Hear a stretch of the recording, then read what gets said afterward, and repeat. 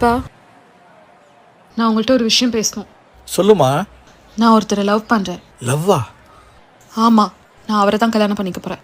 என்னம்மா நீனு கண்டவனை காமிச்சு கல்யாணம் பண்ண நினைச்சா முடியுமா? நான் சொல்ற மாப்பிள்ளைய தான் நீ கல்யாணம் பண்ணணும்.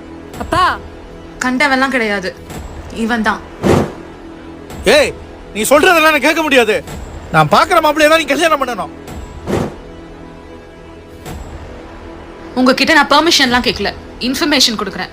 இவனை தான் கல்யாணம் பண்ணிக்க போகிறேன். முடிஞ்சா கல்யாணத்துக்கு வாங்க. என் தங்கப்புல. வா சாய். அம்மா, அப்பா விட்டு போகாதம்மா. அப்பா சொல்றது கேளுமா. நீ இல்லாம அப்பா இருக்க மாட்டேமா. ஏம்மா.